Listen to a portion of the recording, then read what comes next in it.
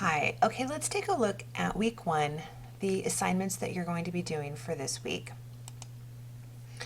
Every week in your learning activities in Blackboard, you'll find a chart that shows you all of the assignments that you want to do and what the due date is on the right-hand side. And you'll notice that I've gone through all of these weeks and I have highlighted for you what specifically is to be turned in and how many points it's worth. So you can see for this week that you have 4 things to submit with points.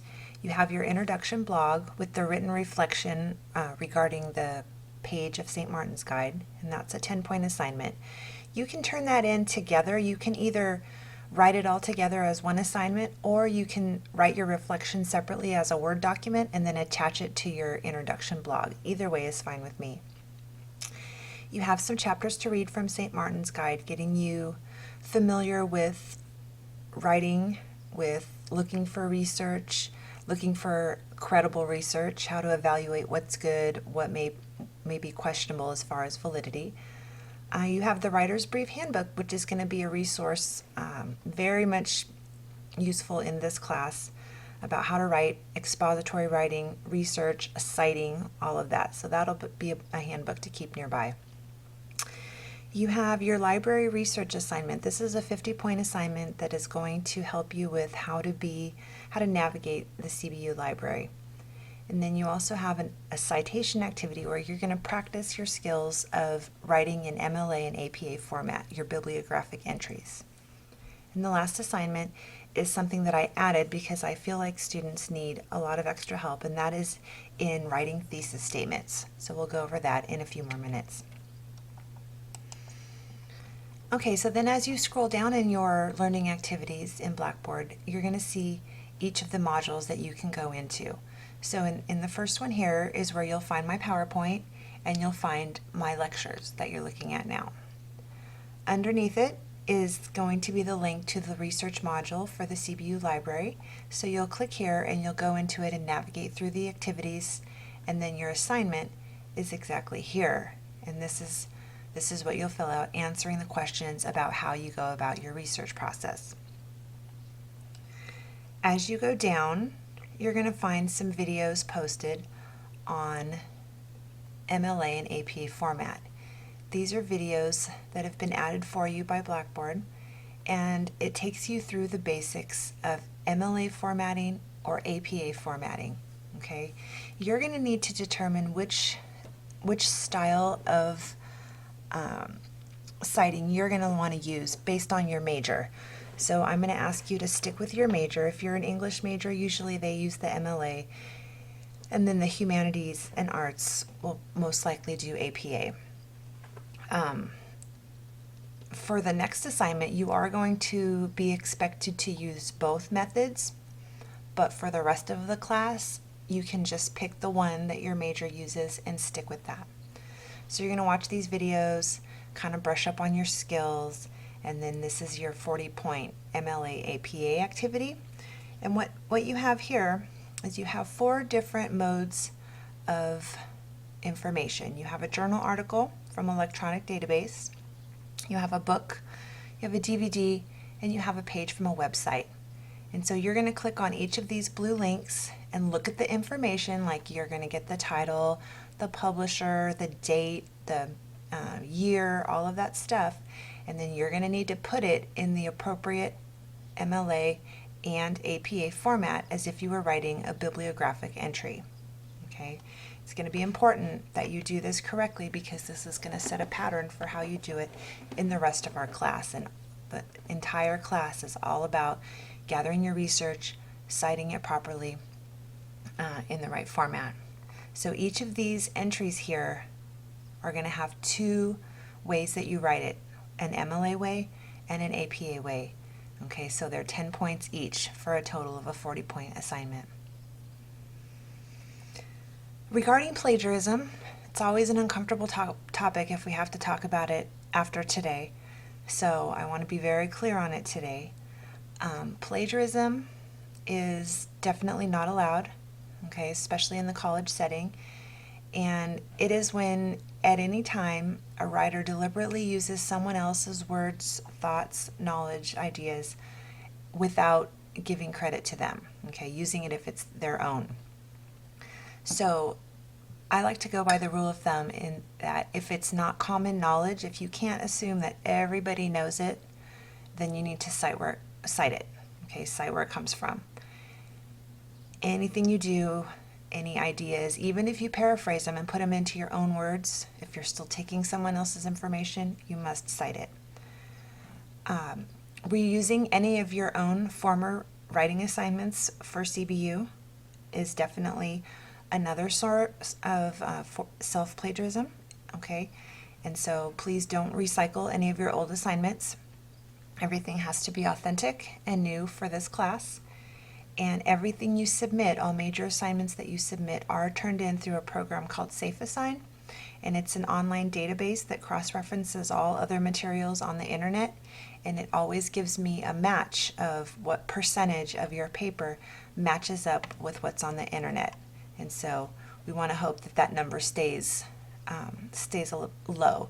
There will always be a match when we do our research-based papers, because that's expected, that you're going to get information and you're going to put it into your own paper. But as long as it's cited, it's okay. But anything that comes up as, 60, 70, 80, 90% match, that's much too high, and that's a problem.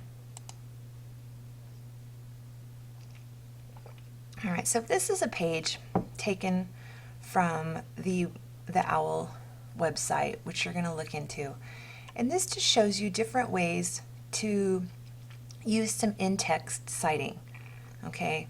For example, you have an author, Wordsworth, and you found this information on page 263 from his book. These are different ways, 3 different ways to cite this information, okay? When you do your research papers, you want to vary your writing. You don't want to always just put quotation marks around it and throw out what someone else has said. You want to vary your style. So I want to show you some ways to do it. Okay, you can start with the author's name in your sentence, and that way you're saying Wordsworth stated that romantic poetry was marked by a, and then this is the part where he says a spontaneous overflow of powerful feelings. And that's a part where you felt like he said it best. You couldn't have paraphrased it any better. So you're just going to leave his part in quotes, and then you're going to tell the reader, you're going to tell the reader right here that you found that part on page 263 in parentheses, and notice your period goes here. It does not go here. Another way to do it is maybe you don't want to put Wordsworth's name in your sentence, but you still want to give his information, so you just state it. Romantic poetry is characterized by the spontaneous overflow of powerful feelings. And then the parentheses here tells us that's from Wordsworth, page 263. Okay, this is an example of an MLA citing. You don't have to put a comma. Okay, just notice that it is technical, but you'll have to kind of pay attention to where the parentheses, the punctuation goes. And then the third example here is where you decide you want to paraphrase all of it, put it all in your own words, but it still generally is Wordsworth's information. So you're saying, Wordsworth extensively explored the role of emotion in the creative process. And again, still comes from page 263. So I'm going to encourage you to practice how it is that you cite your sources in your paper. You want to vary your writing. This is, again, some examples in just, fill it in format of how you can vary your writing.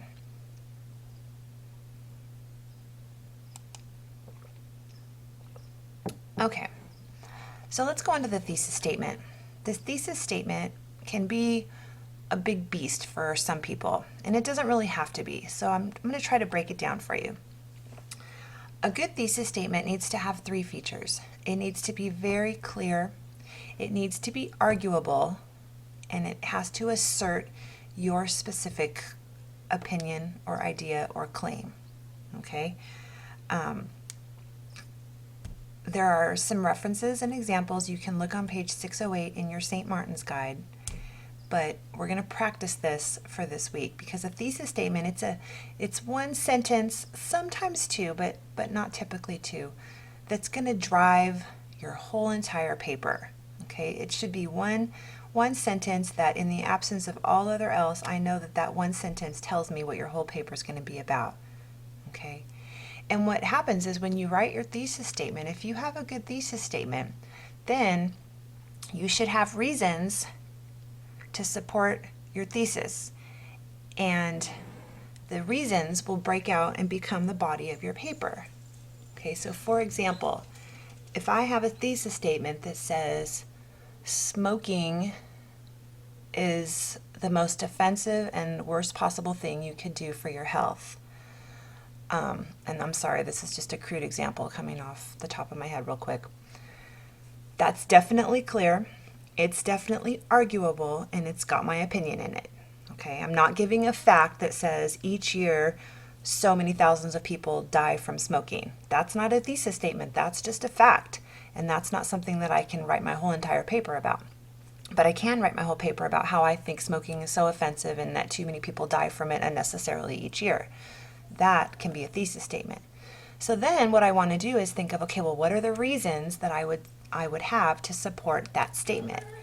And then I could have my reasons of, secondhand smoke is harmful to your health for unsuspecting people. I can say that I can add in some information about cancer and the different harmful effects. And each of these reasons that I come up with, those would become breakout paragraphs in the body of my paper to support my thesis statement. Okay, but everything else I'm doing is driving back to branching out and explaining my thesis. So I have an assignment for you. This is a 25-point assignment, and it's going to be due by the end of the week. The sooner you can get this done, the better, only because it provides me with more time to give you feedback, send them back to you. I'm going to want you to email me this assignment, and what I've done is I've given you 5 different topics, okay? And you need to turn these topics, pretend you were going to have to write a research paper about them. You need to turn these topics into a thesis statement. What would be your thesis statement if you had to write a paper about each of these things? So the first one's real easy. The worst pet in the world. An example. I'm going to give you an example of this one. That you're not going to use my example, but I'll just tell you an example. And I'm going to give you the most simple example of a thesis statement. Okay? The hairless cat is the worst pet in the world for several reasons. Okay, now that's a really elementary thesis statement, but it can work. I've got the topic, the hairless cat. I've got it's the worst pet in the world, and that's my opinion, and it's clear. And I put for several reasons. Okay, now notice I'm leading on. Several means more than 2, so I probably have 3 or 4 reasons, and that's going to be the rest of the body of my paper. Okay, you should know that paragraphs 2, 3, 4, and 5 are all going to be, each of them will have a reason. That's just an example. Okay, you're going to evaluate a text. What that means is pick the worst or the best book you ever read and write a statement about it. What it's like to attend college, the death penalty or abortion, pick one of those. And the last one is the concept of faith. What does faith mean to you? That's a tricky one. And again, you don't want to be too broad in your thesis statement. Like, is it something you can specifically write a paper about? But you don't want to be too narrow where you give all your reasons and all your information in that one sentence, because then you don't want to just be repetitive in the rest of your paper.